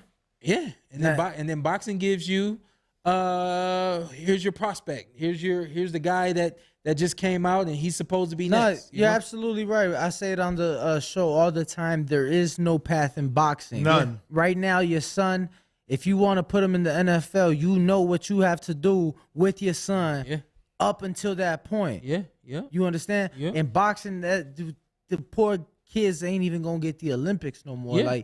Like that shit, it truly breaks my heart, and it makes it so hard for these guys to really show themselves, to really get to where they need to get to, because sometimes if you don't have, like, we've had promoters tell us, but that guy just got the better look, so we took him because, he's more marketable. And I know he lost to so-and-so in the amateurs, but he's just more marketable. He looked better. Yeah.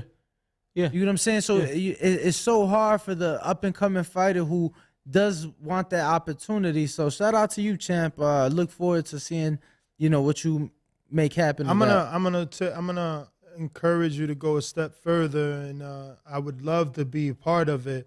But you should do your own tournament, man.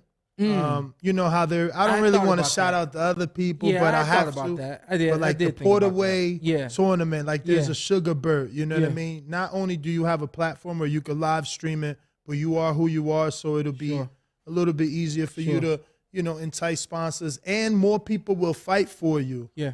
Because of your name.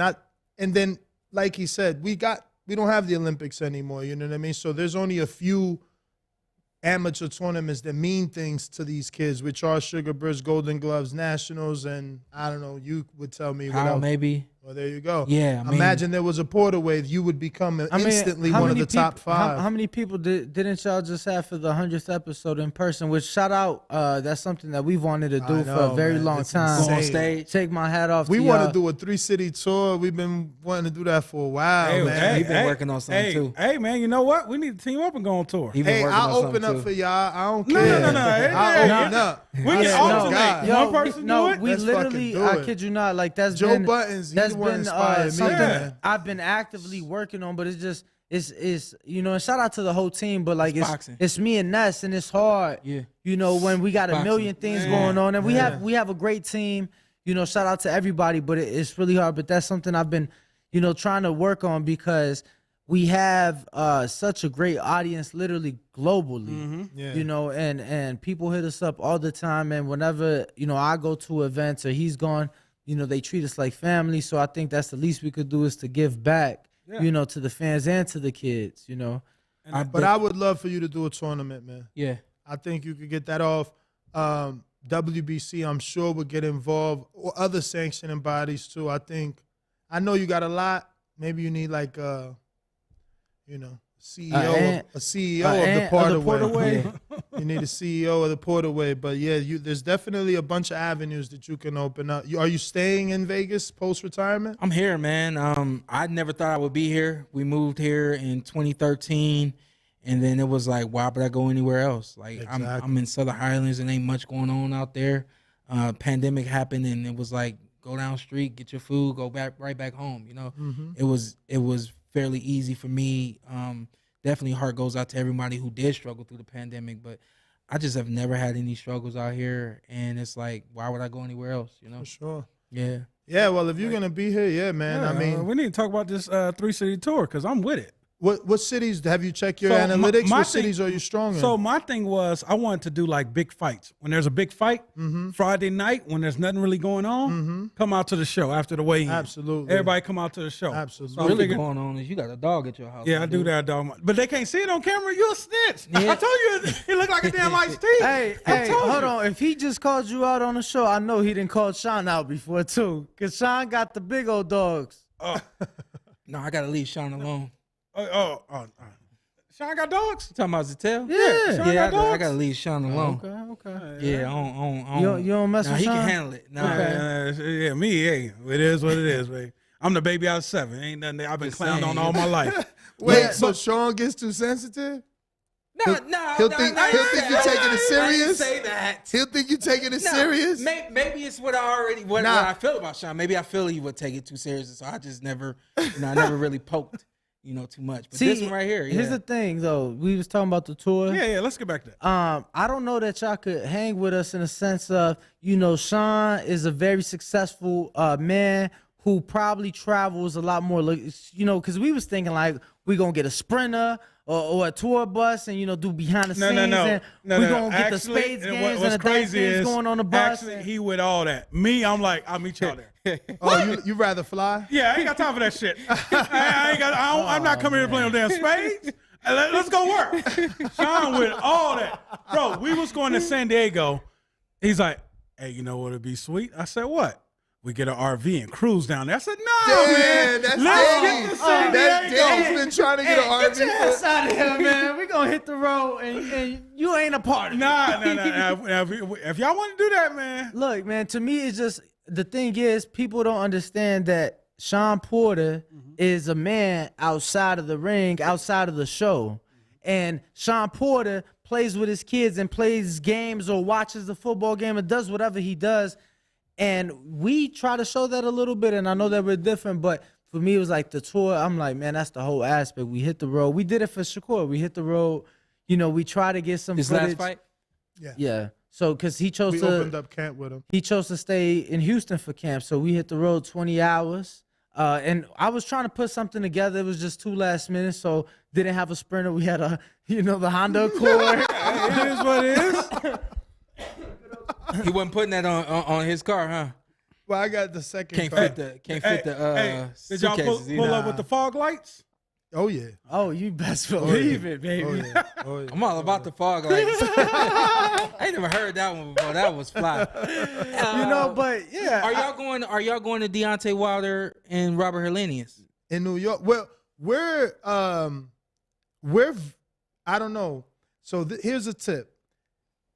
For growth, you want to be in studio on the night of the fight because that's when people are searching that fight. So we're normally in studio because my goal is to grow. Unless you have multiple Dannys who can be Of course. at the Now- actual Of course. fight like Sean Zattel. Now, I will say, and I'm going to say it live because from my mouth to God's ears, I will say if we had the ability to be a Sean Porter, who I've seen you ringside do it, yeah, you do your thing. best believe we would be doing that. Because at the end of the day, we just wanna do the fight chat, and we know in person is more impactful. Yeah, sure. yeah. So I've seen you, and I've texted Ness. I'm like, damn, man, they got Sean internet, man. They said fuck us, but if we had that option, we would absolutely be on the at road. all the fights. If it was me, Ness, I'm not gonna say he holds me. I love being at the fights. You get what I'm saying? To me, That's his name, Ringwalk.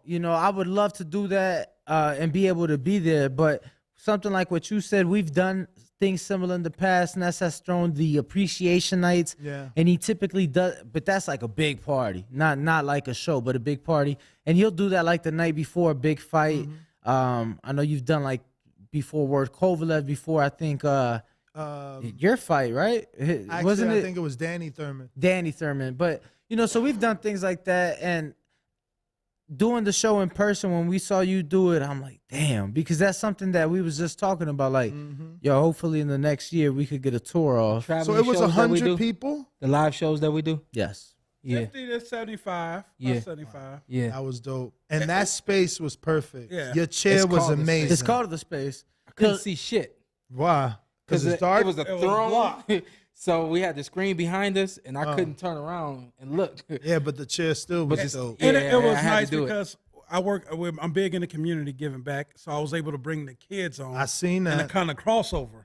Like those guys didn't really. Now they like, man, they knew who Bud was. Like some of them didn't know who Sean was, but now they're watching and stuff like that. Because at the end of the day, that's the biggest thing with boxing. People don't even know. Yeah, that's exactly the Then point.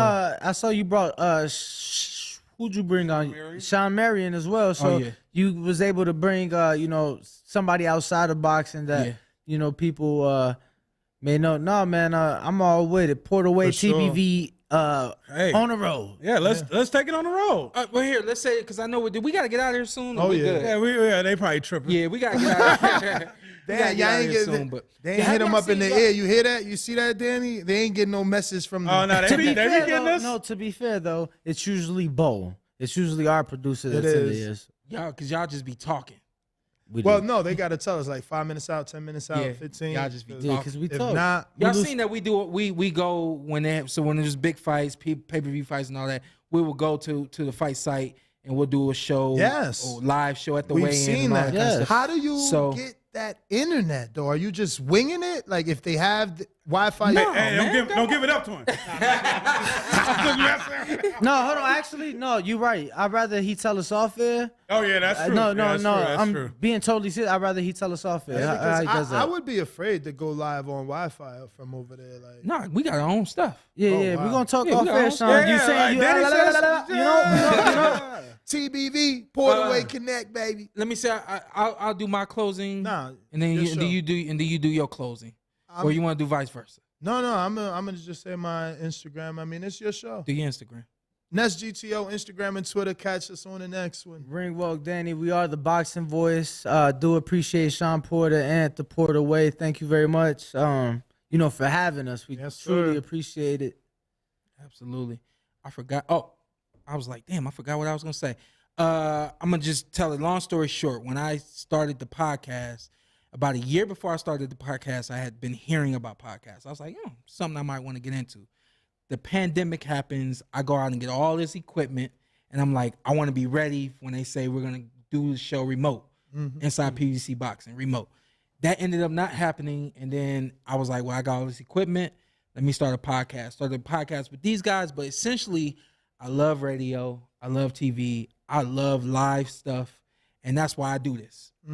I know that there's some people out there in the boxing world, in the media world, they feel threatened by what I'm doing. Well, Sean, you got Fox and you got DAZN, you got this and that. Why are you doing this too? Really? Why are you stepping in our world? You know what I mean? You went from being a fighter, now you taking over what we do. Really? I got a feeling that that's some conversations that have been had, and I don't know who it is, whatever the case may be, but my thing was, I'm a good guy. I treat everybody with respect. I don't look at anybody like they're any less than I am, no matter what I do. You've never been on Fox. Nobody at Fox has ever talked to you. I'm not going to not let you have you on my show today and not let you talk as much as you want to talk. I know you. You're a good guy. I know you know what you're talking about. Let's get on here and let's have fun. So for me today was simply, it was funny that the mistake happened last week, and I was like, well, shit, let's just do something for real this time around. And so I wanted to have y'all on the show.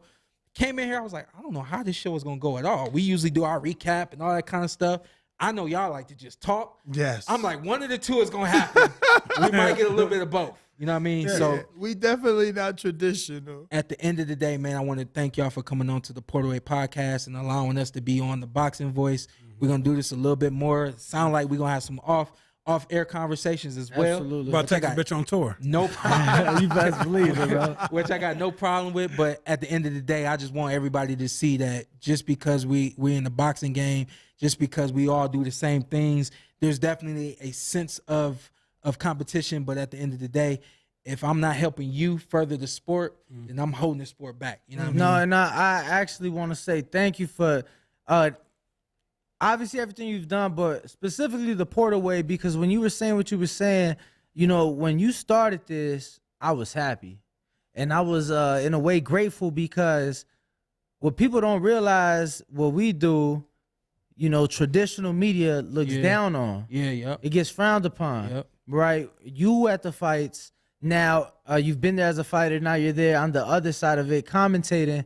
You see the media that's in the first couple rows is the media you don't see in the gyms. It's the writers. It's cool, and things like that. But the ones that ain't putting in the work. The work. But you stepping into this field, I feel like in the eyes of many people have now made it acceptable or okay for, and I feel like people have now respected the work that I've put in, Ness has put in, Sean Zattel, the Ben Thompson, all the platforms that there is, because for a lot of time there was a lot of pushback. Yeah. And you stepping into like YouTube media, what you mean? This the wave. This the new. I want everybody to understand that this is necessary in order for the sport to elevate.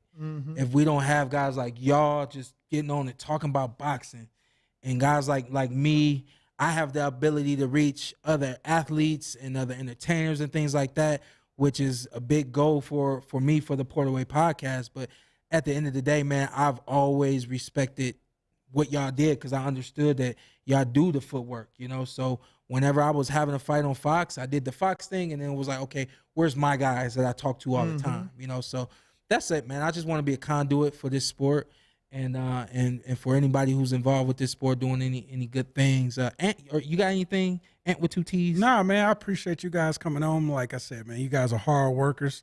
How many shows y'all did today? That's the first one. So y'all doing 2 more? We canceled this morning because we figured we'd do the recap with y'all. Okay. So what y'all do? 5 days a week, 6 days a week? 7. Damn. Monday through Friday we go. Yeah, because look, you see, and that's the reaction we get all the time. We get that all the time. But think about it. Aren't you gonna watch the fight anyway? Yeah. So might as well be live. But And then don't you want to talk about it the next morning and shit? Yeah. So now, typically we go 8 a.m. It used to be 4 p.m. on Sundays, but I told him, I'm like, look, I watch football, bro. I don't care about you. He's I into watch those other football. sports. Yeah. And just being honest, like, it's America's sport. You know, they own a day of the week. Let's get our Sunday morning show out the way, talk about Saturday night's fights before the game start on Sunday. So we'll go from like 8 to 9:30, 10 a.m. Pacific. Saturdays fight dependent. This week it was Friday and Saturday. So Friday we had 6 a.m., 12 p.m., and then 4 p.m. for the top rank card. So, you know, it just depends, but definitely 7 days a week Okay. for the most part. Yeah. So man, it's just a. I think earlier this year we had went like 93 days, like no days off. And I mean, nobody putting in the grind like you guys. So yeah, the sport appreciates you guys. Thank you, You know, man. man, you know, it all came full circle. I remember watching interviews on your channel, watching Sean. I didn't watch Sean like once before I met him, but same thing with you. I think it's like all went full circle, and it's like we all here at the table now. Let's sure. everything happened for a reason. Let's make this bitch happen. Let's do it. I always end with motivation, and so just the little bit that we just did led me to what I would call my formula for success: hard work plus discipline plus faith equals success. Sure. You need hard work, you need dedication, you need discipline, and you need faith in order to be successful. I know I left dedication out the first one, but without those four things, I don't believe that anybody can reach their potential. And I do believe that just in this 2 hours, 2.5 hours that we've been kicking it, you could hear all of that through back and forth with this table. You hear the dedication, you hear the hard work, you hear the faith, and you hear the discipline. I mean, every day of the week to do something, discipline. You know, and I'm not gonna go through all of it, but for y'all, just understand that for me to be successful, I needed faith, hard work, dedication, and discipline. If you got any questions, hit us up in the comments. I'll be glad to go into more detail with that. Maybe I'll do it next week. I'll write it down so I won't forget. But this is The Port Away. See y'all later. Peace. Thank you.